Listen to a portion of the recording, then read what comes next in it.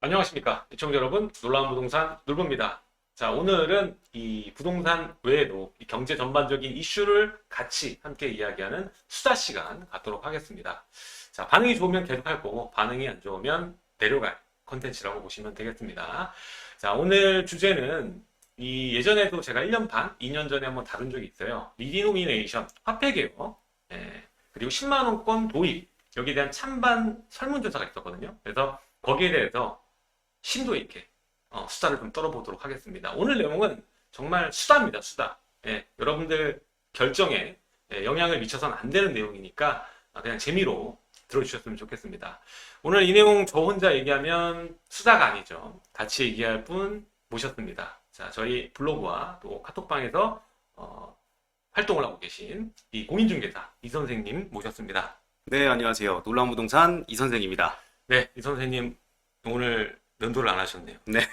네, 지금 딱 수염이 봄에서 여름철로 넘어가는, 네. 모내기 여름철로 넘어가는 그 단계인데, 자, 어차피 얼굴 안 나오시니까 오늘 편하게 그냥 알겠습니다. 수다를 저랑 떨어주시면 됩니다. 네, 네, 준비되셨나요? 네, 준비됐습니다. 자, 그래서 이 한국은행에서 설문조사를 했다.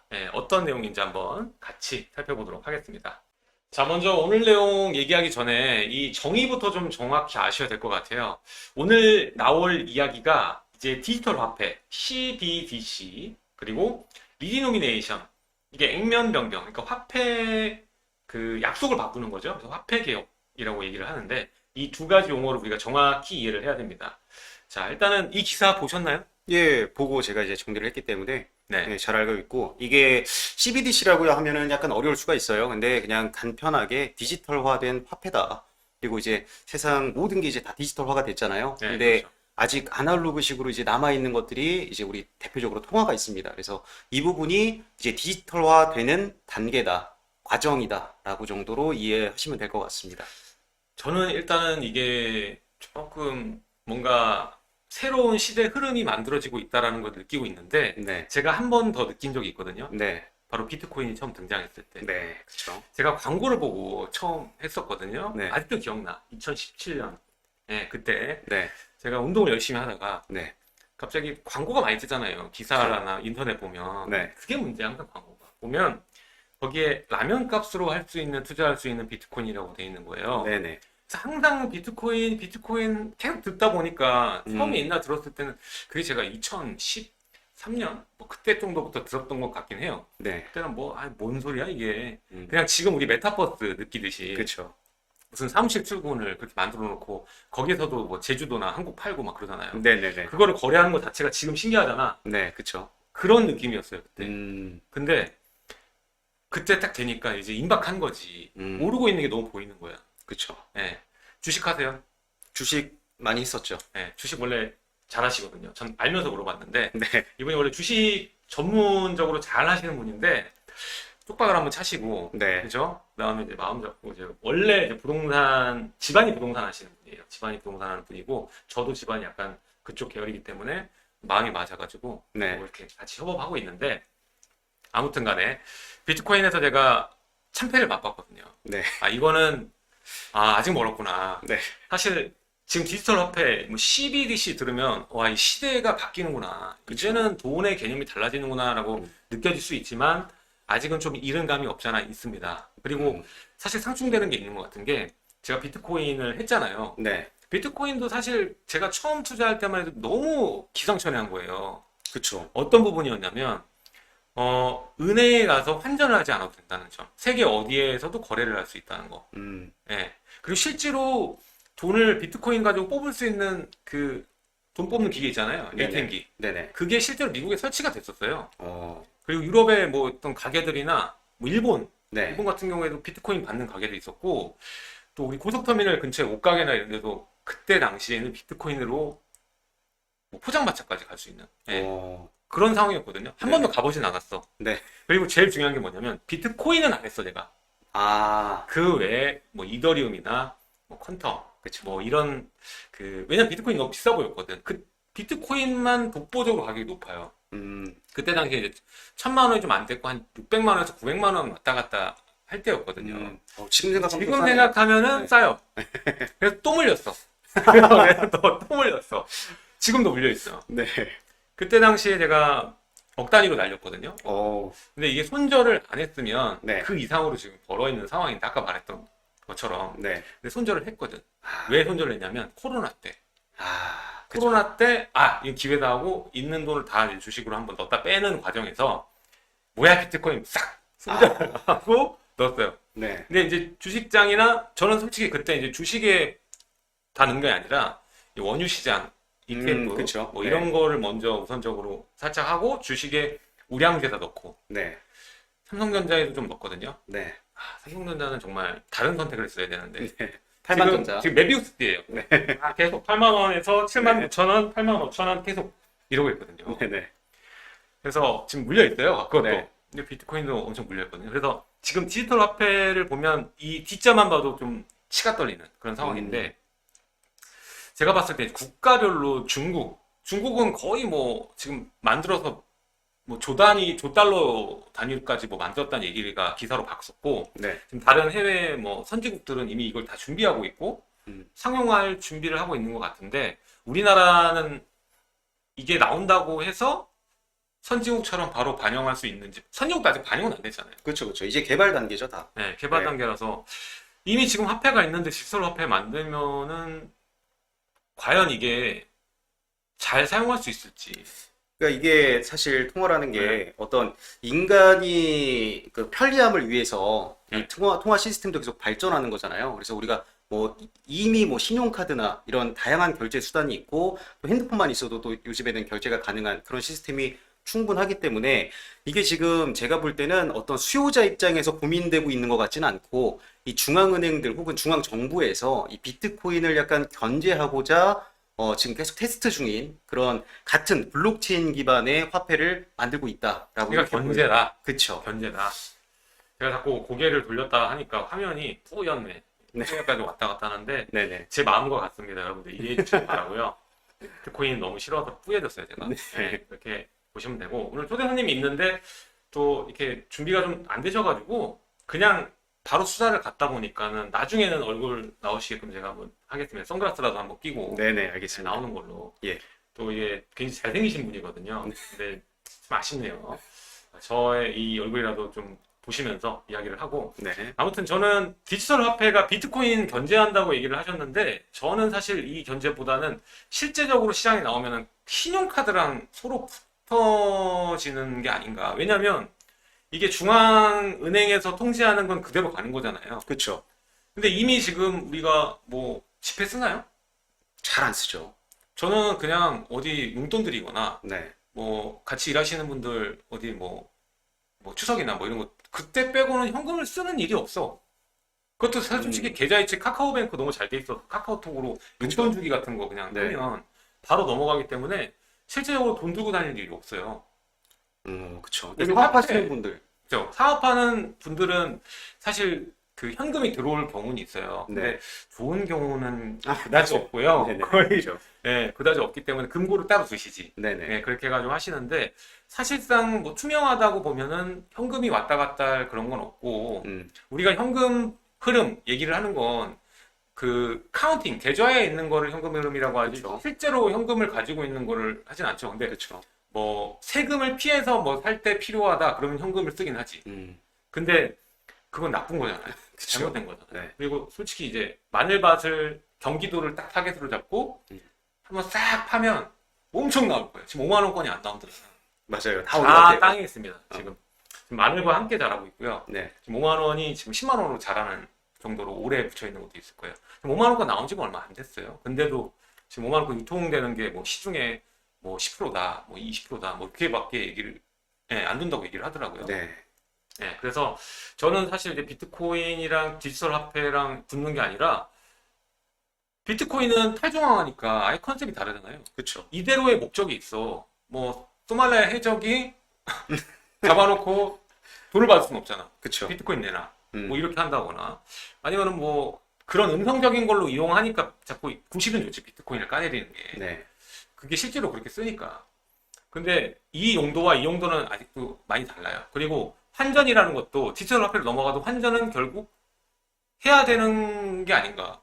그런 생각이 일단은 취지는 이게 시스템이 전 세계적으로 갖춰지면 P2P 거래라고 하죠. 이게 뭐 환전 시스템을 거치지 않고 혹은 베이스가 지금 은행 베이스가 아니라 이 블록체인 베이스다 보니까 그냥 이게 1대1로 나라가 나라 간의 화폐도 바로바로 거래가 될 수 있게끔 뭐 그렇게 만들겠다라는 게 취지이긴 한데 사실 제가 봐도 약간 이 비트코인이랑은 좀 개별성이 있는 게 비트코인이 이번에 굉장히 많이 올랐었잖아요. 네. 예, 그거는 사실 이 계속 찍어내는 화폐를 해지하기 위한 수단으로 비트코인이 약간 각광이 받았었고 또 제가 알기로는 이 비트코인이 찍어내는 것이 아니라 생성될 수 있는 그 한계치가 있죠. 그렇죠. 그게 정해져 있다고 해서 그게 이제 일반 통화보다 훨씬 더 안전하다라는 인식을 뭐 기업이나 혹은 뭐 네. 여러 다른 이제 뭐 사람들이 네. 그런 것들에 이제 집중을 해서 이번에 이제 자산 시장이 키워질 때 비트코인이 굉장히 많이 컸던 것으로 기억을 해요. 그래서 제가 물렸어요.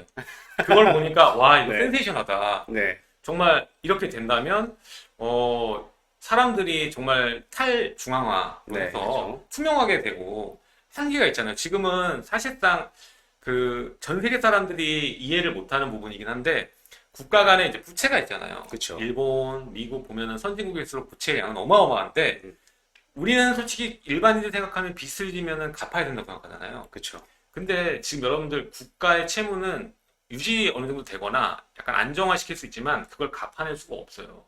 경제가 그러면 멈춰요, 그냥. 그렇죠. 계속 돌아가면서 국채 발행하고 화폐량이 증가하면서 시장이 도는 거거든요.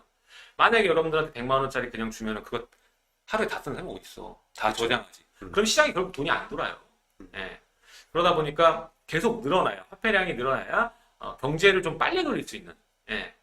그런 그 시스템이 이제 자본주의인데 비트코인만으로도 사실 세상이 돌아가기는 어려울 것 같고 그렇죠. 이 화폐만으로도 돌아가기 어려운데 이 상충점을 어떻게 만들어내야 되는데 디지털 화폐가 그 중앙에서 그 위상을 떨칠지 아니면 이게 그냥 신용카드의 대용품이 될지 그건 그쵸. 두고 봐야 되지 않나 네. 예, 그런 생각이 듭니다.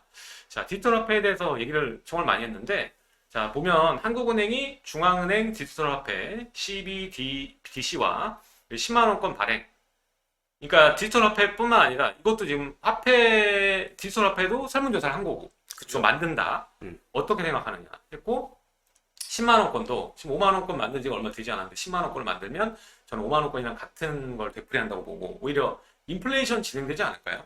그렇죠. 저는 이 인플레이션을 가장 이 체감할 때가 사실 옛날에 저는 네. 용돈을 받으면 이제 10,000원짜리 한 장 받으면 굉장히 좋아했거든요. 네. 근데 요즘 제 조카들한테 10,000원짜리 한 장 주면은 사실 삼촌 힘드냐 그래요, 요새는. 똥 쉽죠.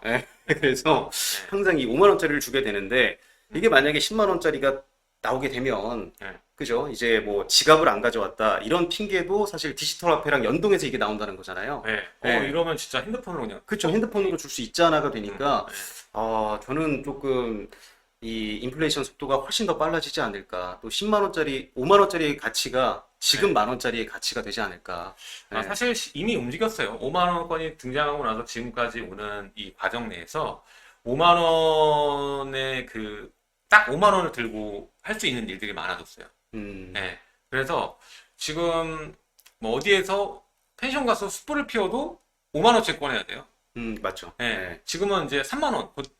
예전에 만 원이었어, 처음 할 때. 그쵸. 3만 원이에요. 그럼 만 원짜리 3장 꺼내는 것보다 5만 원짜리 꺼내게 된다고. 그렇죠. 그래서 이미 지금 다 진행됐고 한계치입니다. 그래서 10만 원권이 발행돼야만 하나라는 생각을 했을 때 모르겠어요. 지금 이미 종이 화폐, 화폐는 점점 사용 빈도가 적어지고 있는데 굳이 10만 원권을 만들려는 이유는 뭔가 뭐 이런 생각이 듭니다. 근데 10만 원권을 발행하면은 이점이 뭔지 아세요? 생각할 때 이러면은 5만 원권 다 기어 나와. 만 원이랑. 네. 저 같으면 5만 원권 냅두고 만 원짜리 다 기어 나와갖고 바꿀 텐데 네. 5만 원짜리가 기어 나와요. 왜냐면은 그런 음성적인 지하 경제에 묻혀 있는 돈들, 아까 마늘밭에서 돈들 나옵니다. 네. 마늘밭 면적 1000평에 들어갈 만한 게 이제 확 절반 수준으로 줄어들잖아요. 그쵸. 500평이면 되니까. 그러니까 나와서 또 갈게 되는 그런 것을 기대한 것 같습니다. 그래서 바꾸는 과정에서 돈들이 수면 위에 드러나게 되고 그걸 또 소득이란다. 소비로 이끌 수 있으니까. 그쵸. 지금 경제가 좀 코로나 이후에 좀 활성화되고 있고 나아지고 있다라고 얘기는 하는데 소비가 크게 늘어났다고 보기는 어렵거든요. 그쵸. 예, 그래서 수출이나 이런 거 늘어났는데 이 내수 시장 네. 예, 이게 좀 문제가 아닌가라는 생각이 있어서 이 10만 원권은 거기에 약간의 영향을 주지만 제가 봤을 때 10만 원권을 만들면 거기에 따르는 지출도 크기 때문에 네. 그게 그거다. 저는 그렇게 봐요. 뭐 굳이 이럴 필요가 있느냐. 음. 예, 오히려 이제 소비에 대한 프로그램이나 이런 경제 소비에 도움을 줄 수 있는 뭔가 시스템을 만드는 게 더 중요하지 않는가 이런 생각 들거든요. 그쵸. 예, 그래서 이 얘기는 이렇게 넘어가고 또 하나 이제 10만 원권 얘기 끝냈고 리드 노미네이션. 예, 이거는 제가 1년 반 전에 콘텐츠를 한번 했었어요. 그때 반응이 좀 좋았고 네네. 휴지랑 짐바브웨 네. 그 나라에가 그 주스가 그 스타벅스 커피 마시려면 네. 돈을 그 한 집에 2번 갔다 와야 되는 아, 2번 끌고 와야 되는 그런 그 인플레이션이 발생한 거거든. 네네. 그래서 지금 화폐 개혁을 하게 되면 결국에는 이 우리 화폐의 가치는 그대로 두고 액면가를 동일한 비율의 낮은 숫자로 변경하는 것을 의미한다. 그러니까 우리가 지금 1,000원부터 지폐잖아요. 그쵸. 그리고 500원부터 동전. 네. 그리고 500원, 100원 많이 쓰고 이제 10원은 안 쓰니까 네. 거의 다 절삭시키고 그런 상황인데 이거를 위로 올린다는 거죠. 반올림한다. 그래서 새로운 이 그 원화 개념이 생겨날 수 있다는 거죠. 원을 바꾼다던가 아니면 헷갈리니까 환으로 다시 바꾼다던가. 아, 그게 이제 화폐 개혁인데 자, 이건 얘기 끝났고 자, 이거는 어떻게 생각하세요? 일단은 지금 논의되는 시점은 적절치 않다라고 생각이 들고, 사실 인플레이션이 지금 다가오고 있잖아요. 그런 상황 속에서 이 리디노미네이션을 진행하게 되면 인플레이션이 더 가속화될 텐데, 지금은 일단은 그냥 뭐 일단 뭐 논의 중인 거고, 또 계속해서 이게 논의가 필요한 사항은 맞기 때문에 네. 그냥 가볍게 좀 이렇게 이야기되는 정도라고 생각하시면 될 것 같습니다. 저는 뭐 이게 언젠간 될 거라고 보거든요. 네네. 이거를 할 것 같긴 해요. 지금 보시면 여기에 이유가 써져 있는데 경제와 금융거래 규모가 커지면서 숫자 단위가 커서 계산하고 거래, 회계 처리에 대한 불편함이 따를 수밖에 없어. 근데 우리 인간은 적응의 동물이기 때문에 사실 큰 어려움은 없잖아요. 그쵸. 근데 이게 어려운 게 어디냐? 경매. 음. 실제로 이런 실수하시는 분들 내가 봤기 때문에 이 칸이 진짜 많거든. 네. 예? 근데 이 0을 굳이 이게 다 맞춰가지고 개수 확인하고 도장까지 나중에 찍어야 되거든. 이게 틀리면은 나가리예요. 그쵸. 그래서 이거 할 때는 좀 불편함을 느꼈지만 나머지는 아직까지는 그렇게 불편하지 않다. 근데 이게 절대적인 이유 같은데 편의성이 올라가는 것뿐만 아니라 국제적인 원화의 위상을 높이기 위한 차원에서도 지금의 원화 단위는 상당히 크다. 아까 제가 짐바브웨 얘기했었잖아요. 네. 지금 거기에서 자루를 2자루 집에서 2번 갔다 와야 된다고 했잖아. 네. 근데 우리나라도 화폐를 꺼내게 되면 음. 사실 적게 쓰는 건 아니거든요. 이 유럽의 달러나 유로화 같은 경우에는 이 종이 한두 장으로 끝나요. 그쵸. 근데 우리나라는 지금 10,000원짜리가 아니고 50,000원짜리 꺼낸다고. 음. 그죠? 이게 어떻게 보면 리미노미네이션을 그 전에 하나의 장치가 10만 원권인 거죠. 어떻게 보면. 10만 원권 해서 이 그 우리나라에서 거래를 할 때 지금 제가 외국인들 거래할 때 보니까 막 1,000원짜리랑 막 10,000원짜리랑 막 꺼내가지고 하니까 좀 보고 아 우리나라 짐바브웨인데 약간 이게 후진국, 느낌 그쵸. 지울 수가 후진국 없더라고. 느낌, 후진국으로 갈수록 우리가 환전을 하게 되잖아요. 그러면 그 지폐에 써져 있는 공이 굉장히 많아져요. 맞아 맞아. 네, 근데 우리나라도 사실 뭐 지폐에 써져 있는 공이 그렇게 적은 편은 아니거든요. 아니고 외국인들은 불편해 공이 많으니까 그쵸. 계산할 예, 때. 그쵸. 우리는 적응의 동물이니까 하지만 외국 사람들 여행 왔을 때 지금 네. 코로나니까 코시국이라서 여행 못 오지겠지만 외국 사람들 얘기해 보면은 계산하기 어렵다고 하더라고요. 그쵸, 그쵸. 너무 계산하기 어렵다니까 그런 부분도 있고 외국인 소비를 이끌어내기 위해서도 이게 하기는 해야 되겠다라는 생각이 들어요. 그리고 이게 뭐 사례가 나오죠. 우리나라 사례 드는 거 되게 좋아하잖아. 세금에도. 네네. 뭐 양도세 제일 높은 나라 사례 들고 네. 그리고 재산세 제일 많이 내는 나라 다 하고 실제로 그 나라는 그것만 센데 그쵸. 우리나라는 종합적으로 엔터테인먼트잖아요. 네네. 맞는 네. 다 올려놨잖아요. 자, 그래서 국가 중에 신흥국이 아닌 우리는 이제 신흥국에 빠졌잖아요. 그쵸. 이제 선진국이죠. 선진국이잖아요. 네. 근데 국가 중 유일하게 달러당 환율이 네 자릿수다의 유일한 그런 나라다. 그래서 네. 계산하기 불편하다 이렇게 얘기 나왔는데 옆에 이미 우리 시장에선 적응해서 여러분들 계산표 보면 다 이렇게 적잖아요. 글자 이거 하나하나 박히면 다 프린팅 비용 들어거든. 그래서 여기 보면은 신기한 게 음. 10,000원짜리 음식들 있잖아요. 네네. 그러면 15,000원이면 1.5 이렇게 되고 1,000원짜리잖아요. 네. 7,000원, 8,000원 커피. 그러면 0.7. 이렇게 한다. 아, 0.7. 이렇게. 아니 어. 이렇게 해요. 아, 네네네. 네, 이렇게 해요. 지금 1.5고 이렇게 해. 7.0으로.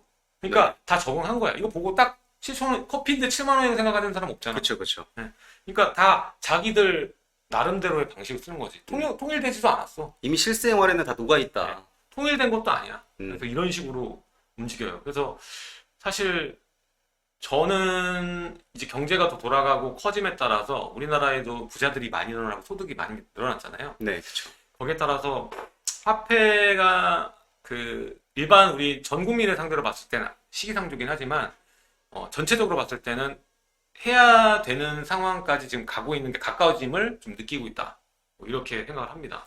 그쵸. 네. 그러니까 그 당시에도 사실 이게 다른 데서 나온 이야기가 아니라 네. 한은 총재님이 이제 나와서 말씀을 하신 거기 때문에 그래서 또 이슈가 많이 크게 됐었죠. 네. 근데 이번에 좀 금리 얘기할 때 금리는 어떻게 생각해요? 금리 같은 경우에 지금 아니 올리면 음. 금리 올리면 집값 떨어질 것 같아? 아니요. 저는 금리를 갑자기 5%로 올릴 것 같아요? 전혀 절대 못 올리죠. 우리 노무현 정권 때 네. 집값이 많이 올랐잖아요. 네네. 네, 판교도 나오고 막 네. 많이 올랐잖아요. 그때도 상승했잖아. 그쵸, 그쵸. 그때 금리가 6%였어, 6%. 아, 지금 뭐 0.5잖아요. 그쵸. 0.5에서 지금 0.25 올리느냐 마냐 이러고 얘기 나오고 있는데 네네. 기준 금리는 그렇고 이제 시장 금리는 이미 적응해서 뭐 2%에서 3%대 그쵸. 이렇게도 하고 네. 있고 하다 보니까 이게 0.25 오르고 뭐 오른다고 해서 부동산 값 떨어진다고 생각하면 오산이에요. 예, 무조건 공급과 수요를 보셔야 됩니다, 여러분. 예, 공급과 수요 보셔야 되고, 야, 이거 진짜 53년은 제가 모르는 시절이기 때문에 53년에 이제 100원이 1원으로 바뀌었다고 해요. 우리 한국에도 이게 있었어. 2번 있었어, 2번. 예. 첫 번째가 1953년입니다. 6.25 직후에. 이때는 전쟁 직후 되잖아요. 그럼 화폐가 무조건 해야 돼. 그쵸. 예, 그렇게 해서 돈을 돌려야 되니까. 자, 그리고 두 번째가 1962년이에요. 그때 10환을 이때 원화로 바뀐 거야. 원이 환으로 바뀌고, 환이 원으로 바뀌고, 다음 차례는 원이 환으로 바뀌어야겠죠. 그쵸. 이렇게 지금 돌아가는 겁니다. 이렇게 돌아갔어요. 그래서 2번 있었습니다. 그 이후에 박정희 정권 때 한번 하려고 했다가 못했고, 네. 박근혜 정권 때도 한번 얘기는 나온 적이 있었고, 네. 네, 이렇습니다. 이렇게 해서 항상 얘기만 나오고 지금 쑥쑥 들어가고는 있는데, 이게 뭐 언젠간 필요하다. 우리나라가 지금 이제 조금만 더, 저는 사실 이제 10만 원권 나오면 그 다음은 이제 정말로 그쵸. 판으로 가능성이 돌아가지 있다. 않을까. 네. 예. 너무 많잖아. 그러니까 10만 이게- 원이면 공이 몇 개? 10만 원이면 공이 이제 5개죠. 그러니까. 네. 너무 많죠. 그럼 줄여야지. 음. 그러면은 이제 거의 이제 1,000원 단위. 지금은 유력한 게 1,000원 단위잖아요. 그쵸. 그렇죠? 네. 예, 그렇게 좀 되지 않을까 생각이 듭니다. 자, 환 봤고요. 자, 통화개혁 얘기 나왔어요. 그래서 이 인플레이션 근본적인 수습. 이때 이제 전쟁 관련해서 유행금, 대여금, 원화 상환 촉진, 그리고 대외 원조 증대 촉구 이런 원인으로 했었고, 자, 두 번째는 이제 음성자금, 지하경제 아까 얘기했잖아요. 네. 과잉 구매력의 장기 저축 전환을 통한 투자 재원 활용, 이게 소비를 위해서 네. 이렇게 하고 인플레이션을 방지하는 역할로 썼어요. 지금 인플레이션을 수습하는 과정에서 이게 쓰였다는 거예요. 그쵸. 근데 수습하는 과정인데 이 초기에는 인플레이션 유도를 할 수밖에 없다. 네. 이런 맞습니다. 생각이 들거든요. 아까도 말했지만 커피가 만약에 4,500원이 환으로 바뀌면 4.5 환으로 안 쓰고 5환으로 쓸 확률이 높아져요. 깔끔하게. 그쵸. 예. 단위가 이제 반올림. 점은 어떻게 해? 그럼 네. 그 돈을 또 만들어야 되잖아. 그쵸. 그렇죠? 물론 만들겠지만. 그래서 어쨌든 지금 이 얘기가 나왔다는 건 뭐냐면 정부에서도 그 한은에서도 인플레이션에 대한 걱정을 하고 있는 거예요. 인플레이션이 되면 어떻게 수습할까? 네. 우리나라도 굉장히 오래전에 이걸 했었지만 사실 세계적으로도 이 리디노미네이션 화폐 개혁을 한 사례가 굉장히 많아요. 근데 사실 성공적인 사례보다는 실패한 사례가 훨씬 더 많고요. 이게 하이퍼 인플레이션으로 진행된 경우가 많기 때문에 남미들, 그쵸. 네, 대표적으로 그렇고 북한도 그렇고. 뭐 성공 사례도 뭐 프랑스나 터키 이 정도밖에 없어요. 네. 그래서 정말 경제가 좀 탄탄한 상태에서 준비를 잘해서 해야 된다. 그런 생각이 좀 듭니다. 네. 자, 어쨌든 이렇게 두 차례 우리가 또 역사적으로 있었다. 두 가지 원인의 목적은 다 이제 인플레이션을 수습하기 위한, 네. 막기 위한 네. 그런 용도였다. 이런 걸 우리가 볼 수가 있었습니다. 자, 그래서 우리가 걱정하는 건 그거죠.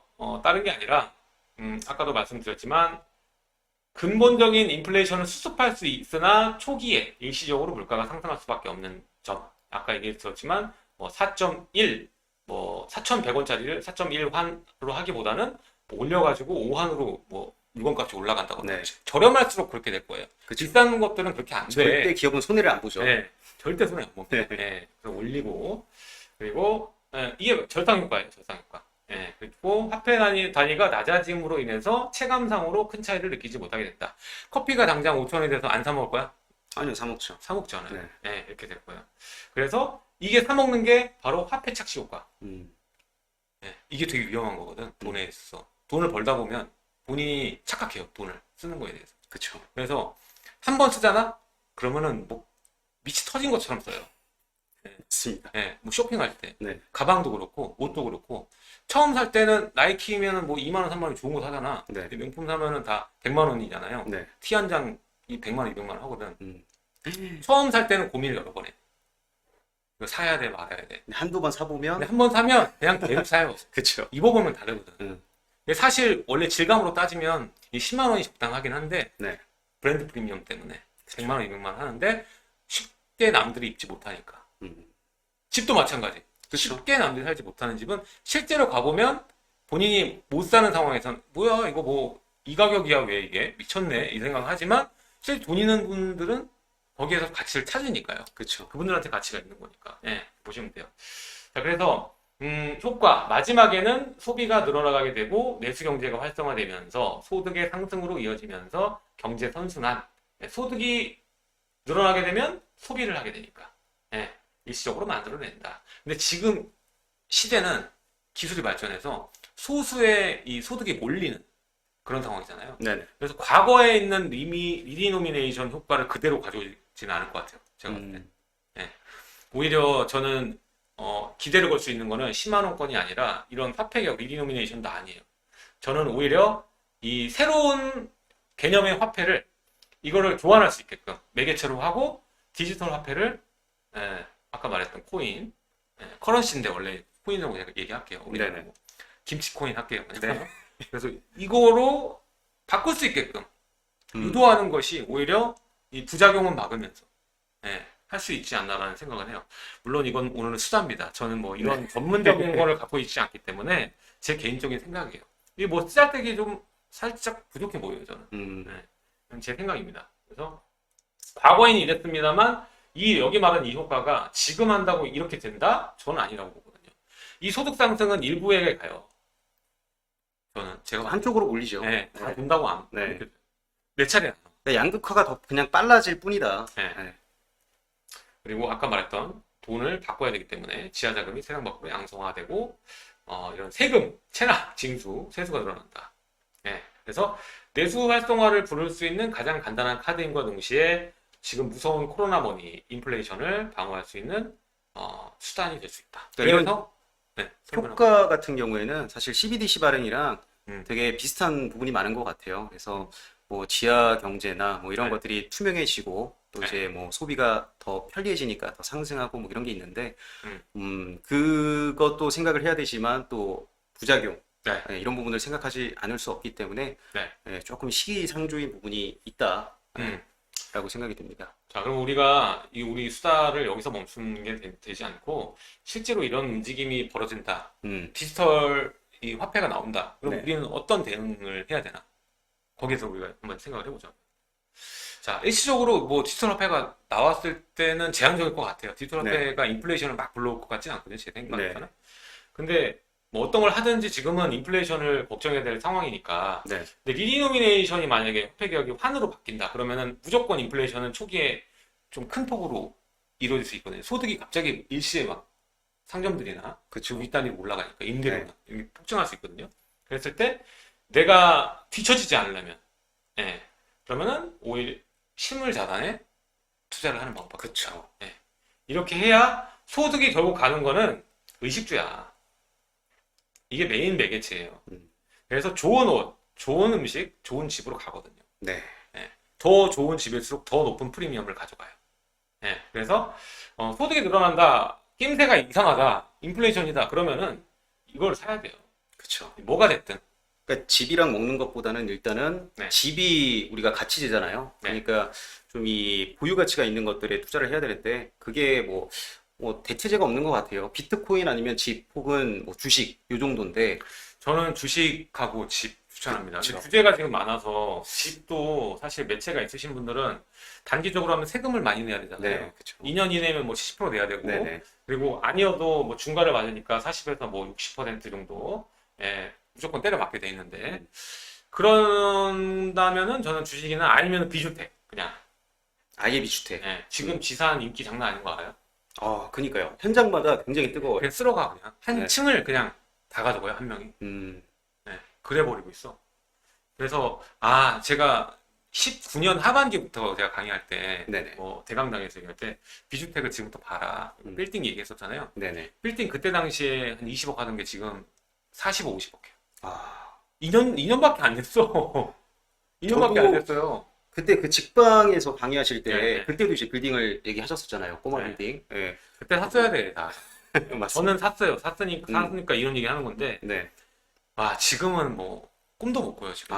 그쵸. 너무 비싸졌어. 지금 쓸고 있어. 그리고 강남에서 주택을 이미 가지고 계신 분들은 지금 이제 더 상위가 건물로 넘어가거든. 네네. 그러니까 건물을 쓸어 담고 있어요. 큰 손들이. 요새는 집 살 돈이면 사실 건물도 볼 수 있었는데 사실 최근에는 또 건물이 너무 많이 올라가다 네, 보니까 다시 이제 키를 맞추는 거야. 네. 원래 키를. 그런 그때가 얘기했어. 나도 뭐 얘기를 하면은 뭐 강남 아파트가 얼마다 뭐 20 몇 억짜리 얘기를 하면 영상에 나와서 얘기하면은 그거 그 금액으로 건물을 사지. 그쵸. 그 얘기 진짜 많이 했거든. 진짜 많이 그때 저도 살 수 들었어요. 있었거든. 네네. 진짜로. 저도 그 생각 했거든요. 이건 타이밍이 건물 살 타이밍인데, 음. 말도 안 되는데, 이건? 평당가로 따졌을 때? 근데 실제로 이제 벌려고 도망가고 있어요. 도망가고 있어서 그렇게 돼 있고. 자, 부동산. 중요합니다. 우리나라에 부동산이에요. 맞습니다. 예, 하락해도 그냥 들고 있는 게 나아요. 자, 금. 이런 실물 자산의 가치는 돈의 가치에 반비례할 수밖에 없다. 이거는 자본주의의 특성입니다. 예. 화폐는 팽창하고 늘어날 수밖에 없기 때문에. 지금 화폐량이, 다른 색깔로 할게요. 화폐량이 이렇게 돼 있어요. 지금 이게 2021년. 네, 이렇게 돼 있어요. 점점 빨라지고. 코로나 이후에 이렇게 됐어요. 20년, 21년, 이렇게. 그러니까 근 10년 동안 찍어낸 화폐량보다 또 2020년도에 한 해 동안 풀린 화폐량이 더 많대요. 네, 맞아요, 그러니까 맞아요. 시간이 갈수록 이 속도가 훨씬 더 빨라지고 있다. 지금 이게 억지로 방어해서 그래. 음. 위기가 이미 왔어야 되고, 한바탕 뒤집어졌어야 되는데, 그거를 그쵸. 그냥 돈을 풀어서 막으니까. 네, 예, 없던 일이 되진 않고. 그쵸. 그럼 피해는 고스란히 밑에 있는 분들만, 그쵸. 위에서 결정하니까.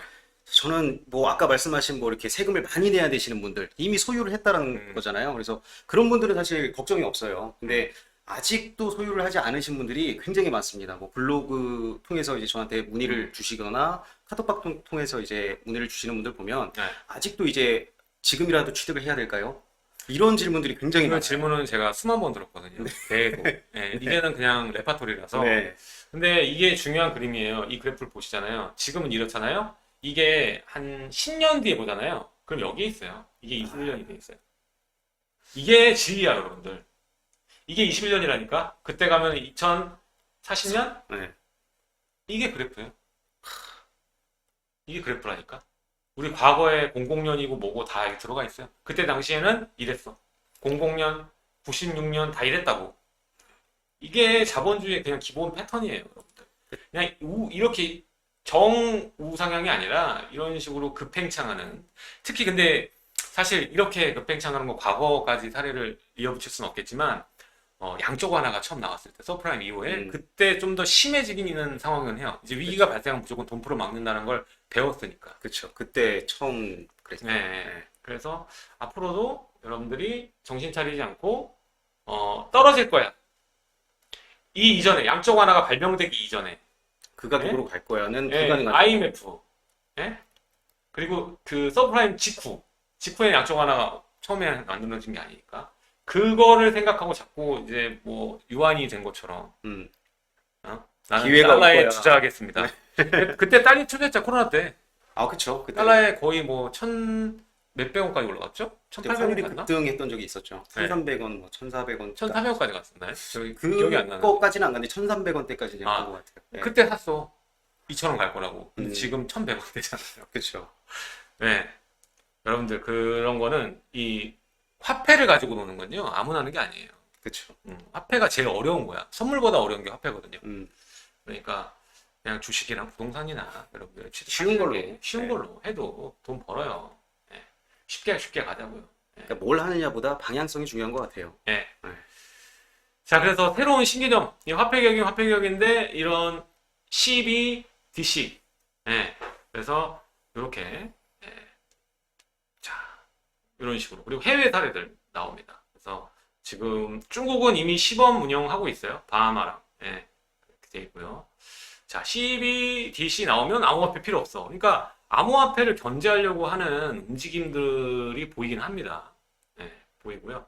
자, 이게 마지막 아까 보여줬던 그건데, 지금 대한민국도 이런 식으로 지금 진행이 되고 있으니까 여러분들도 이런 거를 좀 명심하시고 영상 끝까지 또 시청해 주셔서 너무 감사드리지만 계속적으로 영상 포기하지 말고 경제 관련 채널들을 많이 보셔야 돼요. 제 채널 말고도 보시고 계속 집중하시고 놓치지 않으셔야 됩니다. 놓치지 않으시고 또 하단 제 첫 번째 댓글 보면 블로그 이동하는 거 제가 항상 남기고 있어요. 블로그 하면 오늘 또 나오신 이 선생님 네네. 컨텐츠들이 좀 나와요. 기사도 정리해 주시고. 예. 그래서 청약 요즘에 제일 좋은 투자처는 저는 아파트이라고 보거든요. 오피스텔. 네. 비주택이 더 좋지만 네. 그래도 뭐 주택 하나 있고 돈이 없으신 분들은 왜냐하면 이 취득세 10% 가지고 잔금까지 갈 수 있는 현장이 너무 많아. 맞아요. 그러면 한 3천에서 6천 뭐 그 정도만 가지고 그쵸. 잔금까지 가는 거예요. 그러니까 보통 이게 잔금까지 간다라는 얘기가 쉽게 얘기하면 우리가 그만큼의 시간을 갖는 거예요. 그쵸. 네. 10%만으로도 리스크가 없어. 인플레이션을 우리가 그만큼 가지고 갈 수 있는 거잖아요. 그 부분에서 가장 장점이 그게 있다라고 재밌는 게 뭔지 생각하고. 알아요? 그렇게 되면 오피스텔도 이제 일정 세대 넘어가면 전매 안 되잖아요. 그쵸. 전매하려고 사는 게 아니라 여러분들 음. 그 10% 가지고 운용하다 보잖아. 그러면은 잔금할 때쯤 되면 전세가 분양가 넘어가 있어요. 이미 그런 경우가 굉장히 많죠. 넘어가 있어요. 네. 아파트는 실제적으로 그런 케이스가 드물긴 하지만 오피스텔은 그런 케이스가 너무 많아요. 딱 입주 시점에 전세가가 그 이상이야. 그러니까 아파트를 완벽하게 대체할 수 있기 때문에 네. 이런 대중적인 수요가 있는 것들은 사실 뭐 세대수가 그렇게 적은 것들은 가치가 없다고 생각해요. 저는 그래서 저는 사실 원룸만 아니면 돼. 1.5룸 돼요. 맞아요. 한 거실 있고 방 하나만 있어도 그 부부가 좀 쓸 수 있을 정도. 네, 부부도 요즘 오피스텔 많이 시작하거든요. 네. 그러니까 그 정도로 수요자가 좀 광범위해지는 그 단계로 가야 2룸이면 좋고 3룸은 더 좋고. 예. 그 우선순위가 있어요. 근데 자본이 없으면 솔직히 1.5룸은 한 3억대로면 해결이 되잖아요. 그쵸, 이번에 뭐 지혜 같은 경우는 한강뷰 보이는 데도 3억대였잖아요. 그쵸. 정말 싼 거예요. 3천 얼마로 그러면은 유지할 수 있는 거 아니야? 저 2024년도까지는 뭐 들어갈 돈이 제가 볼 때 이거 한강뷰면은 전세가가 4억 되겠네. 그때 가면 이제 그렇게 저는 되겠죠. 그렇게 봐요. 네. 될것 같아요. 김포도 지금 전세가가 지금 거의 3억 후반, 음. 4억인데 멀리 떨어진데도.